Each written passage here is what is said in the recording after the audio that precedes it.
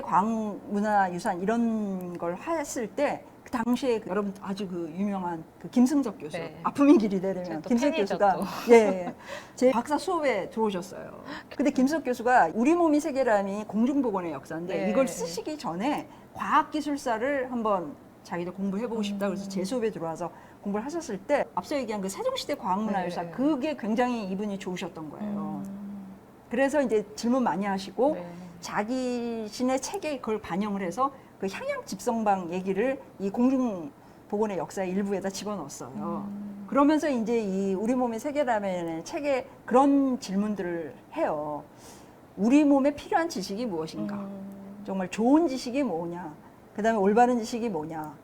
어떤 지식은 생산되고 어떤 지식은 생산되지 않는가? 이런 얘기를 하거든요. 그러면서 뭐 삶과 삶이 분리되지 않는다. 이런 얘기를 하는데 저는 정말로 굉장히 네. 중요한 질문들을 던지고 있다라고 생각을 해요. 지금 이제 이 모든 이의 과학자 강의는 제가 이제 일부분만 얘기를 하는 거예요. 이 책이라는 것의 역사 속에서 우리가 지금 정말로 필요한 건 뭐냐면 지금 현재 있는 여기 있는 네. 자리죠. 그러니까 김수혁 교수는 어떤 생각을 하냐면 자신이 대학 교수로서 어떤 지식을 생산하는 그 지식 생태계에서 정말 우리가 필요한 걸 하느냐 이런 고민을 많이 하셨던 것 같아요. 그러니까 우리 몸이 세계라면 책도 그렇지만 뭐 아픔이 길이다면 책에서 특히 뭐 세월호라든지 그쵸. 그다음에 뭐 천안함 사건, 뭐 쌍용 자동차 이런 것에 우리 사회가 가지고 있는 아픈 부분들 이런 것들에 대한 이야기를 이 책 속에다 집어넣었잖아요. 네네. 그러니까 우리가 이 지식 생산 이렇게 얘기를 하면은 좀 어려운 거라고 생각을 하고 지식이라는 건 어떤 연구실에서 막 이렇게 발견되고 이런 것만 생각을 할 텐데 사실은 그렇지 않다라는 얘기를 하고 싶어요.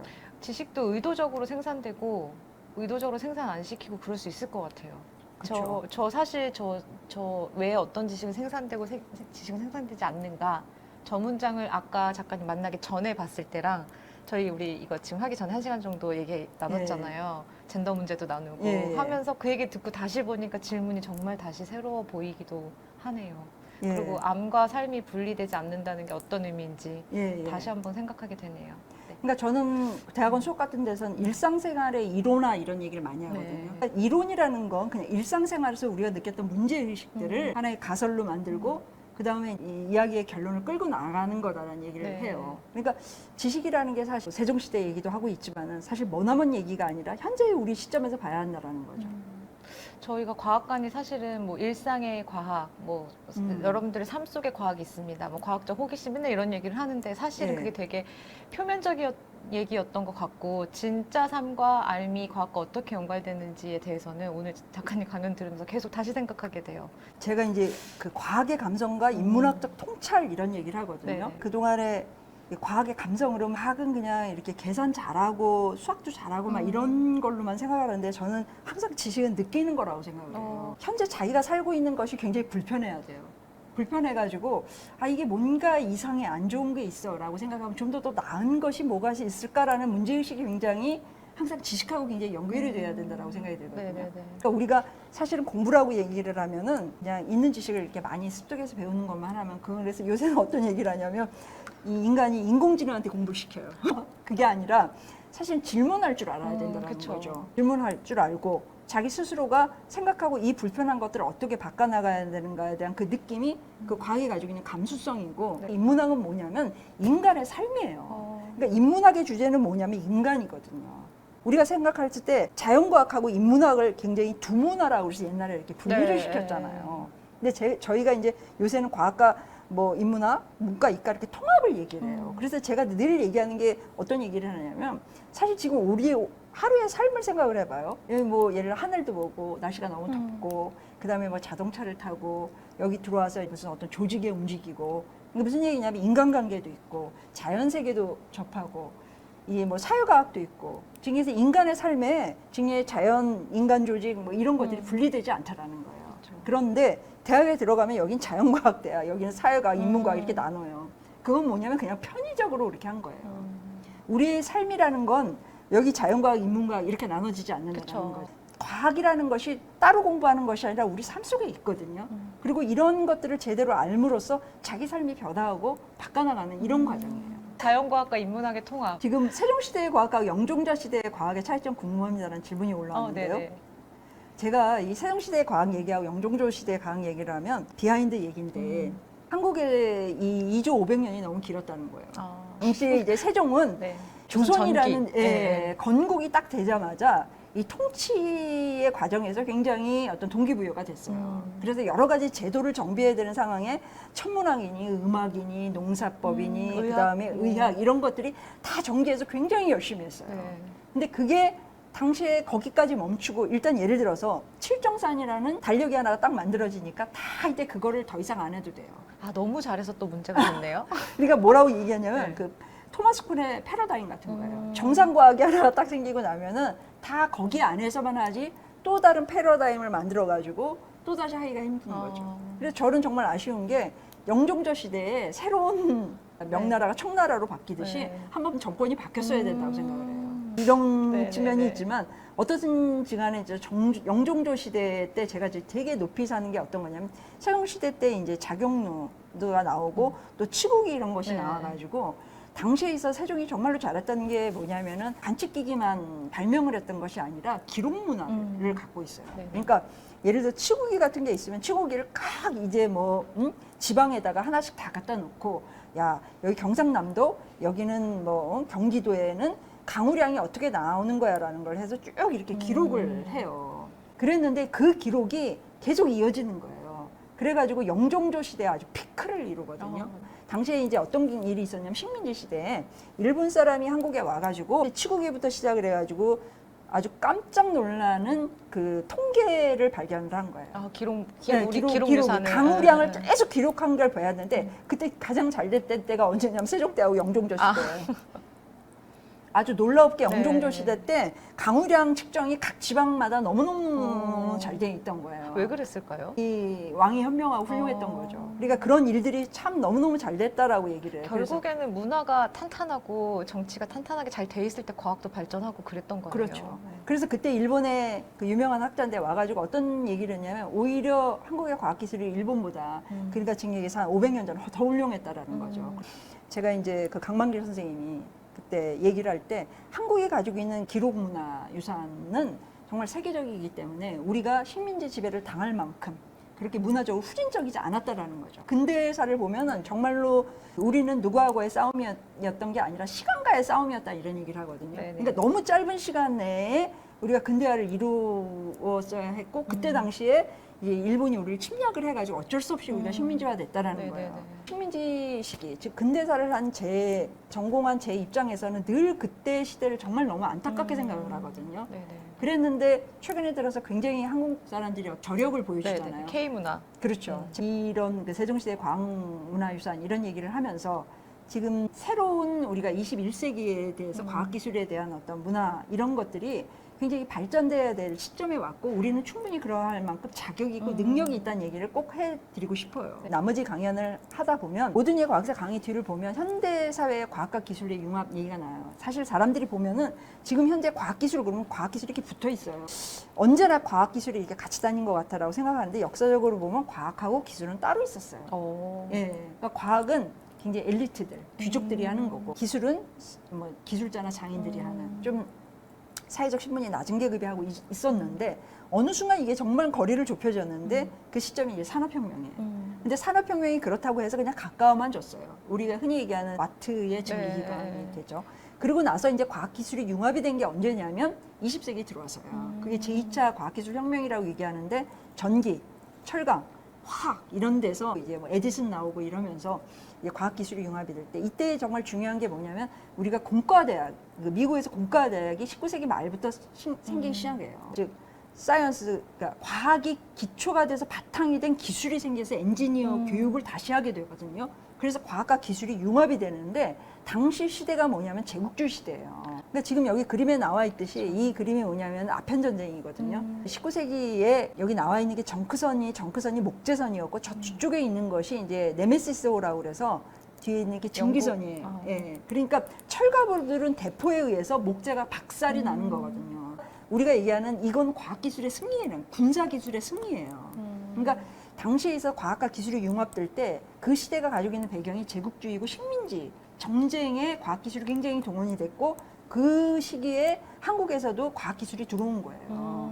그러니까 아픈 역사거든요. 그렇죠. 그랬을 때 우리가 굉장히 어떤 일제 식민지에 대한 지배, 침략도 지적하고 고발해야 될 지점이라고 생각을 하고 그것이 지금 현재에 이르렀어요. 현재에 이르렀는데 그러니까 계속 과학기술을 도구로만 보아온 시간이 꽤 기네요. 그렇죠. 네.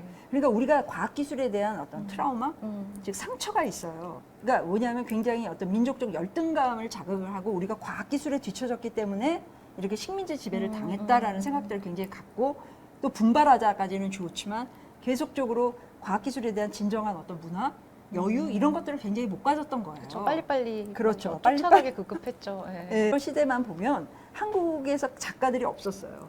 그러니까 뭐냐면 다 번역책 있죠.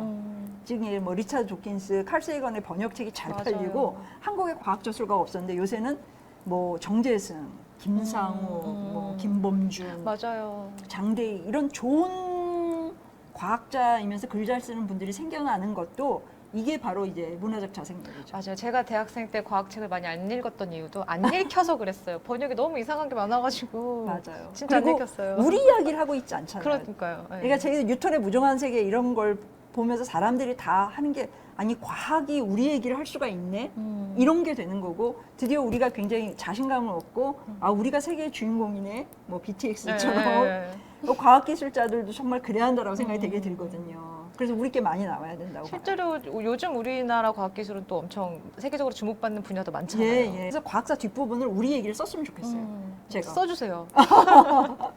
그럴 생각입니다. 네네. 지금 이게 바로 뭐냐 20세기 중반부터 뭐 빅뱅이라든지 이게 1960년대 나왔죠.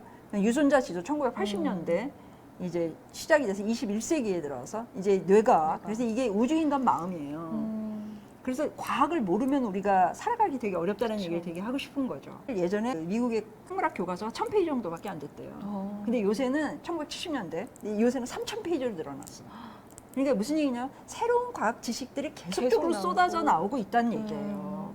그런 것들이 왜 우리에게 중요한 얘기를 지금 하고 싶은 게 제가 어떤 얘기냐 실제한 세계를 제대로 알아야지 유토피아를 잘 그려낼 수 있다는 얘기를 하고 싶은 거예요. 그러니까 과학과 인문학의 융합을 얘기하는데 우리가 뭐냐면 달력도 제대로 제대로 우리가 현실을 반영한 것들을 알아야지 일식도 제대로 예보하듯이 즉 우리가 더 나은 세상에 대한 상상을 하고 뭔가의 대안을 만들어낸다라고 얘기했을 때 제대로 실제에 대한 과학기술에 대한 지식을 바탕으로 가야 된다는 얘기예요.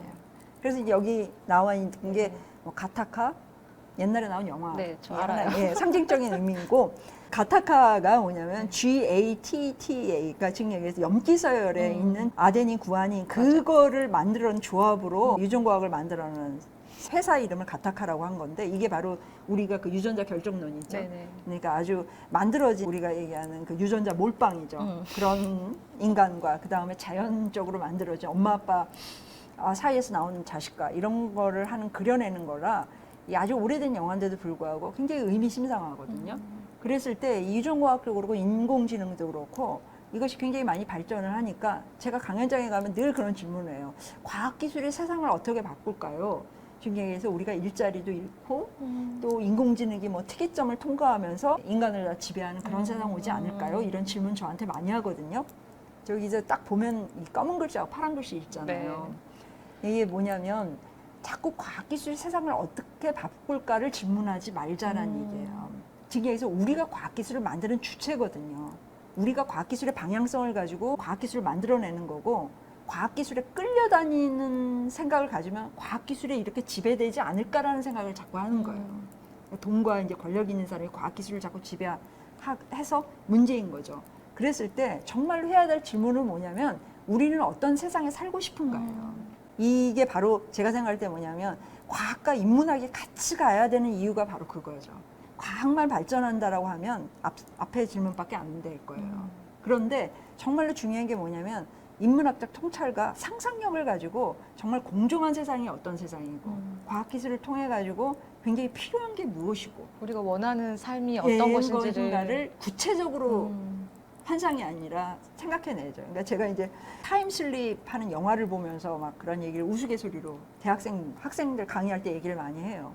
우리가 타임슬립 같은 거, 지금 얘기해서 막 타임머신을 타고 시간여행을 가고 이런 걸 봤을 때 그 영화에서 하고자 하는 게 막 옛날 애인을 만나고 막 돈을 많이 벌고 이러는데 굉장히 고급과학 기술을 가지고 상상력이 왜 그거밖에 안 되냐라는 얘기를 하거든요. 그러니까 우리가 정말로 과학기술이라는 걸 통해 가지고 상상력이 굉장히 필요한 게 어떤 세상이 정말 더 좋은 세상인가라는 것들을 해내야지 그것에 맞춰서 과학기술에 대한 것을 같이 해야 될 필요가 있다라고 봐요. 그래서 이제 제가 과학인문학이라는 용어를 썼어요. 그게 제가 이제 과학을 읽다라는 책에서 제일 주장하는 게 뭐냐면 사실을 토대로 가치 판단한다는 얘기를 하거든요. 그러니까 우리 인간이란 존재는 사실은 과학적 사실이고 가치 판단은 인문학적 가치예요. 맞아요. 우리가 항상 선택과 집중을 하고 가치 판단을 하고 결정을 할 때 가장 중요한 게 실제하는 사실이거든요. 항상 과학이라는 게 이 배워야 되는 이유가 뭐냐면은 제대로 된 확실한 가치 판단을 하기 위해서 과학적 사실을 토대로 가치 판단한다. 그래서 정말 과학 인문학에 같이 붙여야 될 필요가 있고 정말로 우리가 과학 인문학 이렇게 나누면 안 된다라고 생각이 들어서 제가 이제 이렇게 이름을 붙여왔어요. 네, 너무 멋있었어요. 아 그래요? 예. 결국에는 그 가치 판단을 하기 위해서 정확한 근거를 예, 찾을 예. 수 있는 그 능력을 알기 위해 우리가 학교에서 과학도 배우는 거고 저희 같이 과학관도 존재하는 거고 그런 예. 거죠 뭐. 그리고 나서 네. 더 좋은 세상 살고 싶어서예요. 그렇죠. 지금보다 예. 더 나은 세상을 위해서. 예. 네. 우리가 어떤 세상을 꿈꾸느냐에 따라서 어떻게 과학이 발전할지를 예. 우리가 컨트롤할 수 있는 그런 역량을 갖춘 시민이 되시기를 바라고요. 이쯤에서 작가님의 다음 차기작이 저는 좀 궁금해졌어요. 아, 제가 지금 열심히 쓰고 있습니다. 네. 다음 책은 어떤 책이 나오냐면요. 제가 한겨레신문에 과학책에 대한 서평도 쓰고 갈다에서 북큐레이션도 하고 있는데 과학책에 대한 것에 대해서 교사분들의 어떤 강연 의뢰가 들어왔어요. 네네. 그래서 서평을 강연록으로 다시 만들어서 그걸 다 바꾸고 있거든요. 주제를 지금 인간의 삶에 관련된 사랑, 행복, 그죠? 성격 우와. 이런 거 고민되죠. 네네네. 건강, 그다음 질병, 뭐 기후 변화 이런 얘기들을 다 모한 걸 하나의 줄기로 엮어가지고 책을 한 권 만들고 있어요. 되게 따뜻한 느낌의 과학책이 또 될 예, 것 같아요. 그러니까 제가 지금 인문학 얘기 많이 하잖아요. 네네네. 과학 인문학. 그래서 또 다른 과학 인문학이 되는 거죠. 근데 네. 작가님 그 전공이 인문학 쪽은 아니셨던 거죠? 근데 제가 사실은 과학사면 박사학위 역사학 박사예요. 근데 어, 한국은 자기가 선택을 해서 이과 네네. 이학 박사를 제가 받았거든요. 네네네. 그게 더 취업이 잘 네. 되니까. 근데 사실은 역사학하고 인문학이죠. 같은 네네. 걸로 봐야 되죠. 그러니까 제가 학부는 수학을 전공했어요. 아, 수학을 전공하셨어요? 예, 그래서 석사는 이제 과학사를 했거든요. 그리고 제가 양성성이죠. 남성, 여성성 다 갖춘 요즘 시대가 것처럼. 요구하는 인재시네요. 딱. 네. 아니 아까 그 뉴턴의 무정한 세계 이것도 뉴턴이라는 과학자와 무정한이라는 그 감정적인 단어를 예. 섞은 책 제목이 너무 멋있었어요. 꼭 읽어보고 싶어요. 이 강연 예. 끝나고 나서. 사실 이광수의 무정을 넣어서 그렇게 넣었어요. 아 그래요? 예, 그래서 과학이 우리에게 무정했다는 얘기를 강조하고 네. 싶어서. 근데 그거 책 제목 좋다는 얘기 많이 들었어요. 너무 예, 예. 오늘도 강연 중간중간에 되게 인문학적 감성이 훅훅 들어오는 부분들이 어. 있었거든요. 근데 제가 여러분들도 같이 느끼게 하려고 이렇게 끊지 않고 예, 계속 예. 저도 감동해서 청자로 들었던 그런 강연이었던 것 같아요. 저희 오늘 질문이 진짜 많았는데 우리 앞에 선생님들이 몇 개 지금 뽑아주셨거든요. 근데 먼저 TSL님께서 질문해 주셨던 질문을 한번 볼게요.